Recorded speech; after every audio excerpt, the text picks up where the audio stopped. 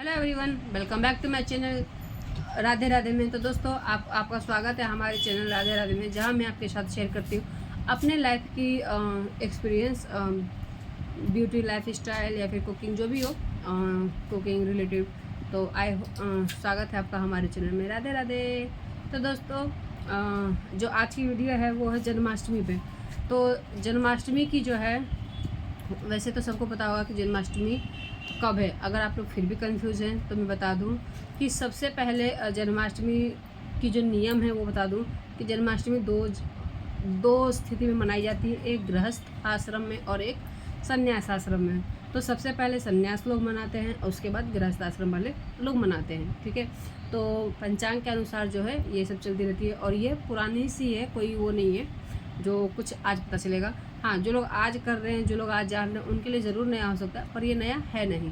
तो जन्माष्टमी जो है 16 तारीख को मनाई जाएगी, क्योंकि 16 तारीख को हमें रोहिणी नक्षत्र भी प्राप्त हो रहे हैं। तो जो कृष्ण जन्माष्टमी मनाई जाती है वो भादव की अष्टमी में रोहिणी नक्षत्र जब होती है तभी मनाई जाती है। तो इस बार हमें अष्टमी भी प्राप्त हो रही है और रोहिणी नक्षत्र भी प्राप्त हो रही है, तो इसीलिए हम 16 तारीख को जन्माष्टमी मनाएंगे। चलिए अब हम आगे बढ़ते हैं कि जन्माष्टमी की जो पूजन विधि है वो किस प्रकार है। तो सबसे पहले मैं आपको व्रत का बता दूं। जो व्रत है वो 3 तरीके से किया जाता है। एक होता है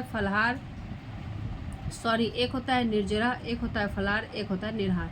तो निर्जरा में क्या होता है, निर्जरा के वर्ड से ही आपको पता, शब्द से पता चल जाएगा कि जो निर्जला होती है वो होती है जैसे कि आज व्रत है तो आज हम जब सूर्योदय होगा तो आज से ही हमारा जल पानी बंद हो जाएगा और व्रत के सूर्योदय के अगले दिन जा कर के ये व्रत का पारण होगा। तब तक हम जल का ग्रहण नहीं करेंगे। ये हो गया निर्जला, ठीक है। उसके बाद आ गया निराहार पे। तो निराहार पे आपको क्या करना है कि जैसे कि जन्माष्टमी के सुबह से लेकर के और आपको शाम तक में जैसे आप चाय, दूध और जूस, जैसे किसी भी फ्रूट का जूस ले सकते हैं। तो ये हो गया निराहार। फलाहार में होता है कि फलाहार आपको लेना है। तो कोशिश ही कीजिएगा, नियम कई प्रकार के होते हैं, ठीक है, पर इच्छा और सामर्थ्य हमारे शरीर के अनुसार होती है। ये नहीं कि अगर कोई निर्जरा कर रहा है तो आप भी निर्जरा कर रहे हैं, अगर निराहार कर रहा है तो आप भी निराहार कर लें, फलाहार कर रहा है तो फलाहार कर लें। नहीं, ये आपके शरीर की क्षमता के अनुसार की जाती है कि आपका शरीर जो झेल पाता है आप उसके अकॉर्डिंग आप ये व्रत कीजिए। कोई दिक्कत नहीं होता। कोई अगर आप फल भी खा रहे होते हैं तो कोई दिक्कत नहीं होता है, कोई परेशानी नहीं होता है। प्रभु भाव सच्चे होने चाहिए। बाकी आप कोई भी नियम धर्म अपना लो, उससे कोई फ़र्क नहीं पड़ता। अगर आपके भाव अच्छे नहीं है, कितना भी आप पूजा पाठ कर लो, पर वो आपको फल प्राप्त नहीं होगा, ठीक है। तो जब फलाहार आप करेंगे, सारे नियम यही है। जब आप फलाहार करेंगे तो सूर्य अस्त से पहले पहले आप कर लीजिएगा। सूर्य अस्त के बाद आप कोशिश करें कि ना लें। उससे पहले आप ज़रूर ले सकते हैं फल, दूध जो भी लेना। अगर आप चाह रहे हैं, आपका शरीर सामर्थ्य नहीं दे रहा है, कोई मेडिसिन वगैरह चल रही है, तो आप ज़रूर से ज़रूर वो सूर्य अस्त से पहले फल ले लें। उसके बाद जब सूर्य अस्त हो जाएगी, जब पूजन का तैयारी आप कर लेंगे, लड्डू गोपाल के स्नान का, जन्म का कर लेंगे, तो उसके बाद आप कोशिश करके कि आप फल ना लें, चाय पानी पी लीजिएगा, पर फल वल ना लें। इस प्रकार से आप व्रत कर सकते हैं।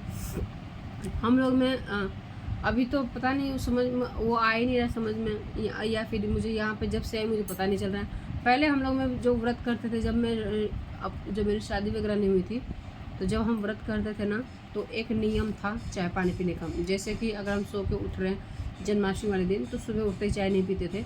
हम चाय या पानी पीते थे 12 बजे के बाद ही।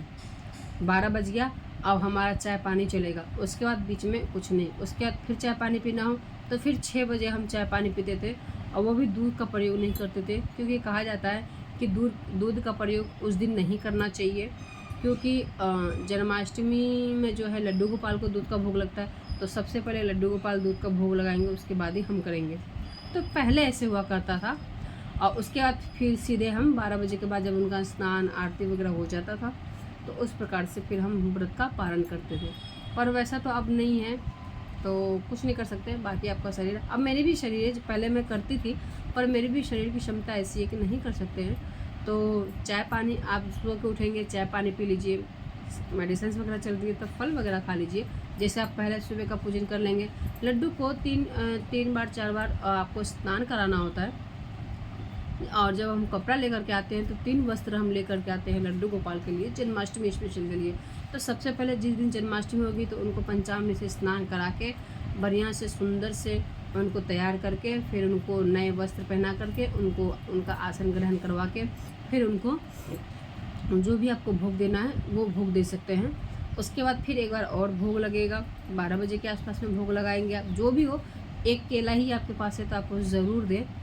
वो भगवान 56 भोग आपसे नहीं मांगते हैं, आपके पास केला ही है, एक अनार है, एक सेब, कुछ भी आप वो दे दीजिए। उसके बाद फिर एक बार जो है 4 बजे के आसपास में, तो 4 बजे के आसपास में आप अगर आप अपने घरों में नमकीन बिस्किट बना रहे हैं तो लड्डू गोपाल के लिए पहले ही बना के रख दीजिए। नहीं बना पा रहे हैं तो फिर दूसरा कोई फल से रख दीजिए, कोई दिक्कत परेशानी नहीं है। उसके बाद फिर सीधे रात में लगाते हैं और भोग लगाते हैं। लास्ट पूजन वगैरह करने के बाद, भोग दूध देने के बाद, फिर 12 बजे से 1 आध घंटा पहले आप या फिर आधा घंटा पहले उनको जन्म करवाने का कर सकते हैं कि आप खीरा ले सकते हैं, या फिर अगर लड्डू गोपाल आपके बड़े हैं तो कोई कद्दू वगैरह ले ले, तो उसको आप उसमें डाल के कन्हैया को बढ़िया से पहले अंदर से साफ़ करके कन्हैया को डाल के फूल वगैरह दे करके और अच्छे से ढक के ऊपर से तुलसी के पत्ते जो ज़रूर डाल दीजिए। और तुलसी के पत्ते आप एक दिन पहले तोड़िएगा, जन्माष्टमी वाले दिन मत तोड़िएगा, ये इस चीज़ को ज़रूर याद रखिएगा। तो तुलसी पत्ते से फूल से ढक देंगे। जैसे 12 बजेगा हम उनको शंखनाद से जन्म करवाएंगे। नाल के तौर पे जो खीरे के उसमें जो बेल लगी रहती है उसको हम कट करेंगे, तो ये उनका जन्म हो जाएगा। उसके बाद आप पंचामृत से, पंच फल के जूस से, जिससे भी आप स्नान करवाना चाहें स्नान करवाएंगे। उसके बाद आप उनको फिर से वस्त्र पहनाएंगे, पूरे प्रॉपर वस्त्र पहनाएंगे। उनके लिए जो भी आपने भोग में रखा है, जो भी रखा है, 56 भोग नहीं है तो कोई दिक्कत नहीं है। माखन मिश्री अति प्रिय है तो आप माखन मिश्री का भोग लगाइए। और उसके बाद आप उनको धूप दीप दिखा करके उनकी आरती कीजिए और झूला उन्हें ज़रूर झुलाइए। अगर आप सामर्थ्य नहीं है झूले खरीदने के तो आप अपने गोद में ही उनको झूला ज़रूर झुलाइए। तो उनको तो गोद से अच्छा तो कोई झूला उनके लिए हो ही नहीं सकता। तो अगर आप सामर्थ्य है तो अच्छे बहुत सुंदर सुंदर से झूले आते हैं मार्केट में, आप वो खरीदिए, बनाइए झूला और उनको झूला आप झूला सकते हैं। मेरी यहाँ पे चाय हो गई ठंडी।